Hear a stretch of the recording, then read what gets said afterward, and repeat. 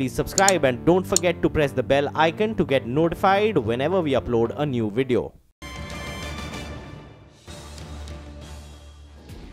10,390, 391 is where the Nifty's opened. Sensex opens about 110, 115 down. That year on year, I think it'll be a nice year of correction. If you look back at 2 years back, actually interest rates are lower than what they were 2 years ago. Interest rates in India really started coming down from July 2016. There is sometimes a very cavalier treatment of guarantees, whether it is bank-given guarantees or government-given guarantees. February inflation has come in at 2.48%, in line with what the street was anticipating. There has been a little bit of a relaxation that has been given on the LTCG front. We're down about 60 points or so on the Nifty, 160 points on the Sensex. Going home with only about 9-point loss on the Nifty, and it's been almost a 80-point intraday recovery that we have seen for the Nifty. More for the Bank Nifty, of course. 24,860. Tomorrow is the weekly options expiry on the Bank Nifty, and that will be an interesting thing to track. And of course, advance decline ending in favor of advances. The market reverses losses in the last hour, but the Sensex and the Nifty end marginally in the red, only marginally. The Nifty Bank recovers 360 points from the lows of the day. The mid-cap index outperforms. RBI discontinues issuance of letters of undertaking and letters of comfort for trade credit. Bankers see no material systemic risk to the industry, add that short-term credit could get impacted. Malaysia-based IHH sets its eyes on lenders' stake in Fortis Healthcare. Yes Bank, with a 17% stake, will be the key decision maker in the deal. Energy and metal stocks end the day in the red. MOIL and Tata Steel lead the metals fall. Tata Power and Power Grid lead the energy decline. Government's affordable housing push will translate into strong disbursements over the next 2 to 3 years, says HDFC's Keki Mistry. Disbursement growth not just for HDFC but for the housing finance sector. He also, though, adds that he is a little concerned about the loans against property segment. That's a CNBC TV 18 exclusive. All right, those were the top 5 headlines from the day's trading action. You're with us here on a fresh new edition of Markets Today Talk Back, the show where we tell you the top stories. The top stories which essentially spread out over the last 8 hours of market action told through these 5 headlines. I'm Prashant Nair. With me is my colleague Sumaira Abde. Sumaira, hi. Hi Prashant, good evening to you and thanks much. Over the next 30 minutes, we'll discuss the top 5 market headlines and our experts will answer all of your stock queries. So joining in now to answer them, we have Gaurang Shah of Geojit Financial Services and we have technical expert Mitesh Thakkar. Gentlemen, thanks very much for joining in. But before we come to you, here's a look at how markets have fared in trade today. Sumaira, so essentially, again, a story of second half because the market in the beginning, right in the morning, didn't look like it was going to do very much. It even looked like it would become a trending day on the way down. I mean, you know, we were down almost, 60, 65 odd points on the Nifty at one point, but dramatic recovery. And finally, the indices closing near the day's highest levels. You know, the other reason why this is, I would say, remarkable, I mean, although one has to put in context the fact that the market had been beaten down quite a bit, but still, just take today in isolation, and I would say this is remarkable because you had tepid global cues, nothing exciting happening. Look at the overnight close, or look at what Asia was doing. And then you had all this political noise, you know, which is essentially, I'm referring to bypolls in UP and Bihar. You know, the results which were still trickling in through while the markets were trading, you know, typically would not have gone down well with the market. It basically was showing BJP trailing even when the markets were trading. But the market kind of took all this in its stride and staged that dramatic recovery which we saw through the last 1.5 to 2 hours of trade. The problematic PSU Bank index also closed at the day's highest point. The index was up over 2% or so in terms of trade. So I think all in all, a pretty good day. Of course, advanced decline leaves a lot to be desired. It was evenly matched. Would have, of course, one would have liked to see a much stronger advances as compared to declines. IT stocks, I mean, nothing large in terms of gains, but the index still closed up about 0.5% or so, and it's continued its steady march upwards. But in terms of stocks, Sumaira, why don't you run us through what happened? Yeah, so basically banks were the story of the day, and we've seen a good recovery in the banking stocks. So, you know, the frontliners, say, SBI, ICICI, Axis, take that whole pack. So that has ended well. From the Nifty, you spoke about the IT stocks doing well. So there is Tech Mahindra, which did well. We also had the likes of Ambuja, Cement, Maruti, etc. doing well. What was not doing well was clearly the oil marketing companies, a lot of them. So IOC, that will be going ex-bonus tomorrow. HPCL, we had heavyweight HDFC that was again on the downside. ITC dragged the market lower as well. Add to it something like a Bharti Airtel, as well as from the metals pack, there was Tata Steel that was causing quite a bit of damage. In terms of the PSU banks as well, so outside of the index, we saw the likes of IDBI Bank. I mean, look at that, a 10% rally over there.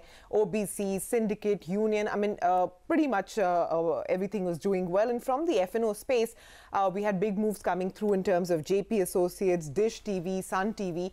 So those were a couple of the stocks that were on the investors' radar today. Okay, so that's essentially setting us up in terms of taking the points forward. Let's get a quick word in. Gaurang and Mitesh, thanks very much for joining us. Mitesh, just a quick word on the market action today. How would you see it, and what would it hold for us when we come back tomorrow morning?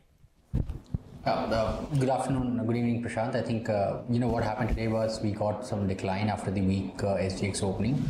But the important part was that after the rally, which was there the day before yesterday, a lot of intraday averages were close to about levels of 10,335, 350 zones, and we didn't break below them. So my sense is that I think this pullback remains in force. It remains choppy, and 10,350, 340 thereabouts on the downside should be your support level. As long as that is not being violated, good chance that we might be in this range of roughly about 10,500 to about 10,350. Getting past 10,500, 520 could add possibly another 80 to 100 points, but that is something which I am not able to have a clear handle on right now. But for the timing, it looks like that 10,350 is the level which traders should watch on the downside. All right, well, the second headline of the day then, the Reserve Bank of India has discontinued the issuance of letter of undertakings and letter of comfort for trade credit for imports into India. This move, which is seen as a regulatory fallout after the fraud reported at PNB, will impact importers who depend on LOUs for bank guarantees for their imports. We caught up with the managements of Canara Bank, Union Bank, as well as PC Jewellers to try and gauge the impact. It should not be much, because the total LOU business, if we see, as compared to our total advances, it is less than 3%. And as such also, you know, the cost of LOU business is actually smaller compared to the other non-fund based business.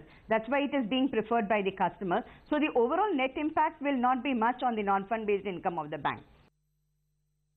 LOU is a part of the working capital assessment for any corporate.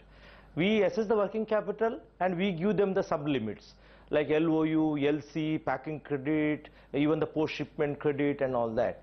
So it's only a sub-limit. So in case if the LOU is stopped, it will shift to some other part of the working capital assessment. So the corporates will not have a problem in working capital because it's a part of the limit actually. LOU already issued, it will get squared off in the due course of time. Further LOUs will not be issued, so customer has to shift to some other form of working capital raising. In our business, we have never used these documentary credits. This thing doesn't work in the jewelry business, but as far as I know, the LUs and LOCs were used in more of loose items like diamonds. If you import rough diamonds and then you import cut and polished diamonds. PC Jeweler doesn't import diamonds. We purchase cut and polished diamonds from within India only. Bankers are getting much more cautious. All transactions are being looked into. Again, KYCs are being redone. The buyer as well as seller overseas and the buyer from India, they have to rework their contracts. They have to rework their documentary credit. So I'm not seeing anything immediate.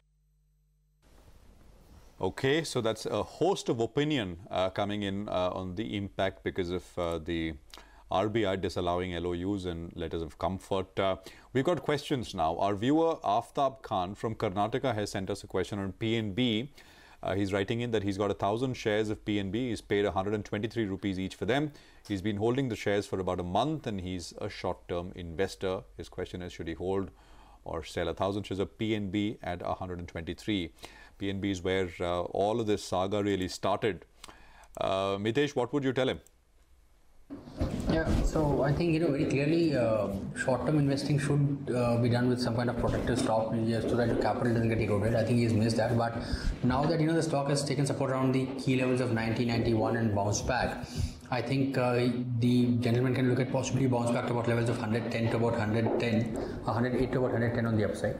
And beyond that, I think, he might get about 118.20, which is close to his price. But my choice, my idea would be to possibly look at taking a fresh call again once the stock is closer to about 110. If it doesn't get past those levels, then I think we are back to about 90 odd levels, and we might even slide further from there. All right, up next we have a caller on the line with us. Manoj Chakrabarti wants to talk about Yes Bank. Hi Manoj, go ahead. Yeah, hi, good afternoon.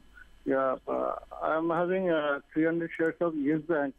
Purchase price is around 300 rupees. So, what is the outlook in medium to long term? I would like to know. Okay, sir, you've just recently bought it, is it? Yeah, around 6 months. Okay. All right. Hi, Gaurang. Good evening to you. You've been positive on Yes Bank for a while now. What would you advise Manoj to do? True. Hi, Sumira. Good evening to you and to all of you all. Well, we have been maintaining a positive stance on Yes Bank for a very long time. The stock is in the news, as you and Prashant were discussing earlier, because of the Fortis stake of close to about 17%. And this would keep the levels on the higher side depending upon the news flow for the stake that Yes Bank has in Fortis Healthcare. That's point number one. Point number two, last 2 quarters, Sumera, has been a bit disappointing from Yes Bank, but earlier quarters, if you reflect upon maybe about 15 of them, has been excellent. Our sense is that the bad days in terms of earnings deterioration is now a thing of the past. And if I have to reflect upon the verbatim and the commentary given by the management of Yes Bank, well, I remain extremely positive on the stock, and the levels at where the investor has got invested, our sense is that the downside is extremely protected. So with a year plus time horizon, I would definitely advise him to stay invested in Yes Bank. Would you concur, Mitesh? Yes Bank? Yeah, very much. I think Yes Bank is very close to the long-term support zone of 300 to 280. I think excellent accumulation zone. I think for the next about 8 to 12 months, which is what Gaurang also said, I think the targets could be closer to about 370, 380, which was the earlier high zone. So every time it comes around 300 to 280, I think I would be clearly a buyer and also recommend people to buy. Keep a stop below 270. Chances are that you will get 370, 380 first. All right. So Manoj, you got your answer. Good place to accumulate. Looks good.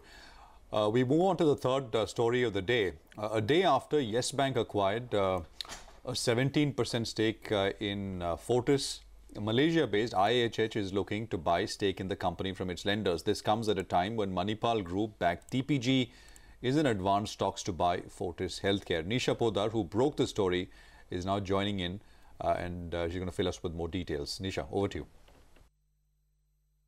The Fortis stock has been euphoric because there is enough and more competition for buying out this particular company.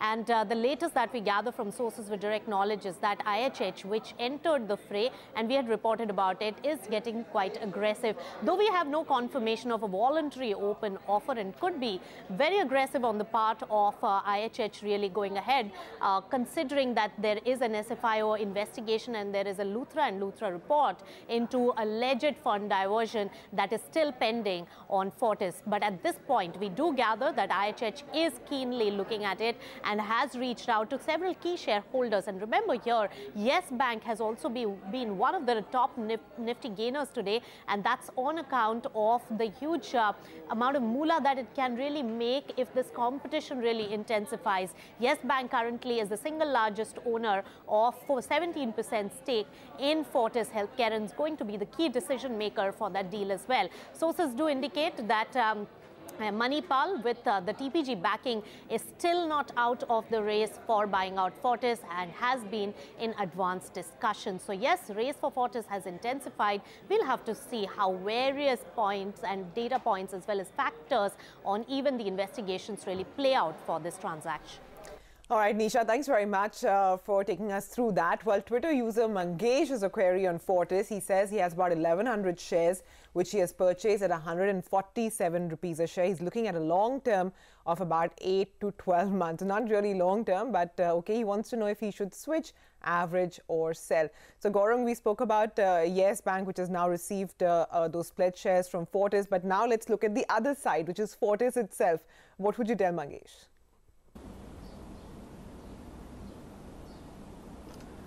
Well, so Sumira, we had a coverage and we have dropped it, and the coverage was primarily dropped by us, which was on the positive side, was because of various reasons, not one but multiple. First of all, there was earnings, deterioration. Second, as mentioned by your colleague, there were funds which were diverted somewhere else for some personal benefit, and the third one being the auditors not being on board as far as sign, seal and delivery of the quarterly numbers. And if I'm not mistaken, 2 quarters were delayed in terms of earnings and given out at one time. My sense is that Fortis now is more of a short to medium term play, keeping in mind what will be that price tag that IHH would be willing to dole out to acquire the stake. And if I have to pick an alternative investment idea, if I am looking at health sector itself, healthcare sector, then Apollo Hospital would be a better investment play. But let me say over here, there is a policy that the government is talking about in terms of pricing the services that hospitals offer. If that comes through, then there is going to be a short to medium term overhang on the earnings, because healthcare related hospitals, associated companies would tend to take a setback of a couple of percentage in terms of earnings. So there is a little bit of a grey side over there. Okay, Gaurang and Mitesh, stay on with us. We will take a very quick break here. We come back, we of course discuss what happened in the metal and energy space, which dragged today. Your questions are with us and we put them to our experts when we return. Back in 2.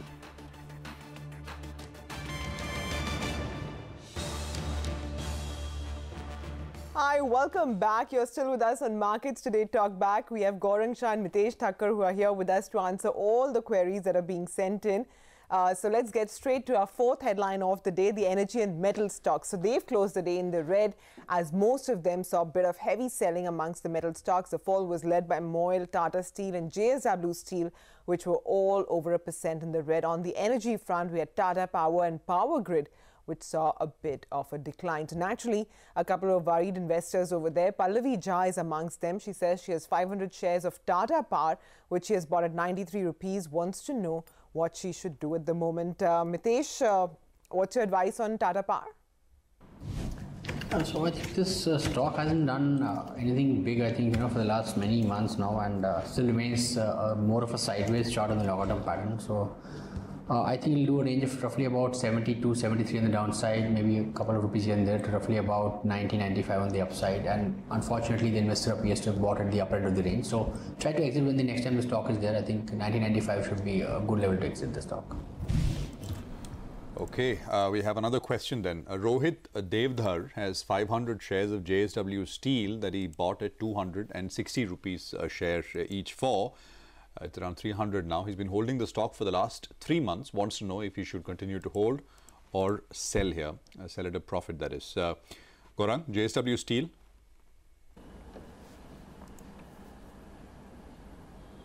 So Prashant, long-term stay invested, and our sense is that despite of this near-term scare of tariffs going up for aluminium and steel in the US, our sense is that Indian metal companies are not going to be as, going to have a larger impact. And the fact is that the export is just lower single digit of the total turnover put together. So if you're not in a hurry and if you're there in the long haul, then definitely hold on to JSW Steel. And we also believe, Prashant, that domestic consumption is going to be seeing a high level on the uptick. And that's what will drive the numbers also to a better level for the Indian metal companies. So stay invested for long-term JSW Steel. All right, the fifth and final headline for the day. In a special interaction with CNBC TV 18 this morning, HDFC's Keki Mistry has raised concerns over loans against property. He has also added that the government's affordable housing push will translate into strong disbursements over 2 to 3 years.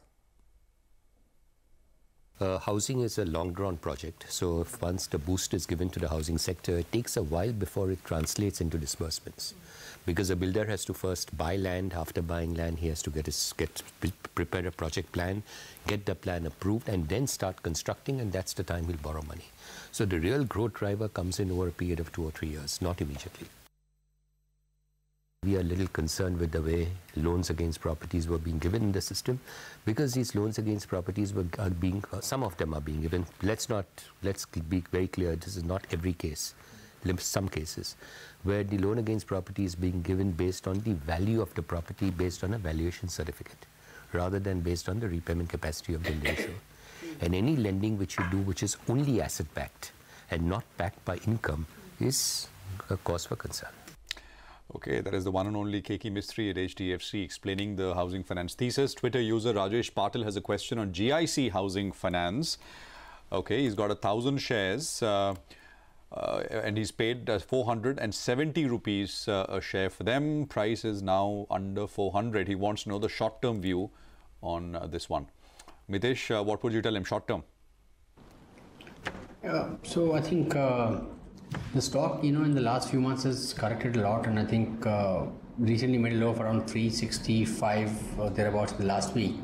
I think this 360, 340 is a good support zone, and I think the stock is likely to reverse. My sense is that we might head towards 420, 430 over the next few weeks. And if we start getting past beyond that, then I think possibly 460 could happen. So these are the two levels which I think the stock will head towards in the next about 6 to 10 weeks. Okay. Gaurang, what about you? You like GIC Housing?